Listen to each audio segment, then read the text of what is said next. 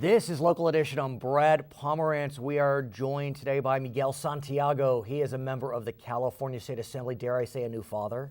Yes. A new father. Thank you. Of course. I'd like to speak with you about children, teens, adults, and seniors. And it's remarkable as we walk through portions of Los Angeles County, be it downtown, be it the west side, we are seeing all levels of life in a homeless situation. It's devastating. Yeah, this is a tragedy that we're seeing today in modern society. What we have in the state of California, about 116,000 people who are homeless, and Los Angeles County estimated at about 48,000 people. The district that I represent is home to Skid Row. Right. I represent from downtown Los Angeles to Boyle Heights, all the way to Koreatown, Pico Union, MacArthur Park, and a number of communities. But at the center of my district is the epicenter of homelessness, where it is argued that close to 8,000 people live on the streets any given night. But what's so interesting about what you just described is that if we were talking 10 years ago, that epicenter would be small. There may be a few rings coming out of it, but the rings emanating out of Skid Row are going all the way to the west side, to the valley, to the Inland Empire. I mean, homelessness is now pervasive everywhere. Yeah, and what's really different about the homeless situation now as opposed to maybe your stereotypical image of a couple of decades ago is you would have assumed the young fellow or the person or the vet coming home was homeless, but what we're starting to see is young families, and in particular young single families and women with children on the floor. This is devastating, and the state legislature acted on it this last year. And let's talk about what the state did to try to address this situation. Several bills did make it out and get signed. You were involved in many of them. The first one deals with the concept, I'm really glad you brought it up for us, the housing first concept. 10 years ago, if there was someone that was homeless, and they wanted to go to a shelter, they would require sobriety. Talk us through about why that's not seen as the best approach. Yeah. Well, in years of past, the old paradigms of helping somebody who was homeless was to address some of the symptoms that they might have, be it substance abuse or mental health care services. But if somebody was out on the street, there would be no pathway towards recovery because they'd be right back in the circumstances that caused them to have the issues that they have. I think what we're gravitating towards now is a more comprehensive approach that says housing first. We're not saying housing first and you don't have to take care of all the, your accountability measures and you don't have to stay clean and so forth. But what's really important, though, is that housing is now part of an integrated process of services towards recovery. And it's interesting because the state of Utah, not the most progressive, not the most blue state, Housing First really kind of grew up there and was successful there. And so we are now seeing that Housing First can work. We're not saying we don't want to get you clean and sober, but you don't have to be clean and sober when you walk in the door. We'll help you along. We'll provide supportive services. And as part of SB 1380, in which you are a co-sponsor, that is working towards the Housing First model through these California Homeless Coordinating and Financing Councils. Explain. Sure. Well, that'll be new because what we're really saying is we want to instill the Housing First model in all aspects of addressing the homelessness.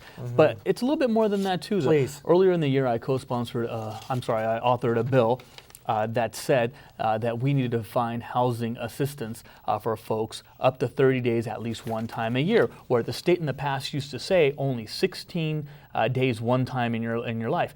What's important about this, though, is you've got to address the homelessness issue when people are homeless, but you've also got to stop the bleeding. So what we're trying to do is prevent more people from being homeless. I want to dig really deep into 2631 because I think one could say you're being kind of humble about this, but this is serious. This is a very serious situation. The law had been that there was a 16-day cap for homeless assistance, and that cap was lifetime pursuant to the CalWorks program. Is that accurate? Yes, it is. And yeah, I'm a little humble about this approach, but it really is landmark legislation. We actually negotiated in the state budget. Thank you for that so clarification. That once a year, Californians would have up to 30 days of homeless assistance. That means voucher, you'd be put up in a place, be a hotel room or some other agreed upon entity, and you wouldn't land on the street. And this is really important because back to my point, where young families or children would land on the street, we're preventing some of that bleeding in the most cost-effective way possible. This again is consistent with the Housing First model, because what we believe is that you ought to have a place to live while you're going through your substance abuse treatment and your mental health care service treatment, because it makes sense that if you're on a path towards recovery, that we make a person whole in that journey of transition. It's interesting the different approaches that are being taken to the homeless crisis.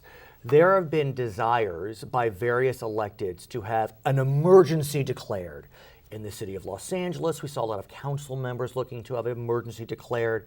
It looked like Mayor Garcetti was going to do it, but he ultimately didn't.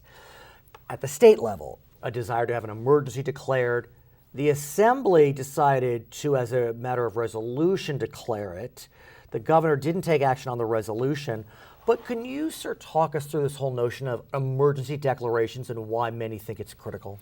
Yes, well, I authored HR 56, and what this set out to do is ask the governor of the state of California to declare a state of emergency on the issue of homelessness. Now, we felt this was really important. While we didn't think there'd be immediate action towards FEMA dollars, what we did know is that this would make it one of the pressing issues in the state of California. And if there were agencies or state bodies that could expedite processes towards resolving the issue of homelessness, that they would.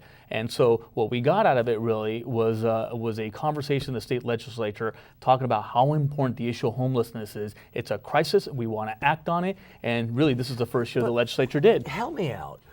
What's the concern amongst, I guess, executives, the governor, the mayor, of declaring a homeless emergency? Clearly something's going on that I don't understand. Well, there's some who are concerned about where the dollars follow. But what we're saying is we've got to prioritize it, and then we can go back, dig into the budget, or find more effective ways of using our dollars, or perhaps new dollars. In fact, in the state of California this year, we did a package of a combination of federal and state funds that would equate to about $3.6 billion for the first time ever to start addressing the issue of homelessness. So we feel that it's very important at this point in time to say this is urgent. It's one of the most pressing issues, and quite frankly, it's a human health crisis that we're seeing. The city of LA has a proposition on the ballot, Prop HHH, which would provide services for homeless. The county tried to get measures on the ballot. The state legislature wouldn't let them put a property tax on. They were looking at a marijuana tax. If Prop 64 passed, that didn't happen.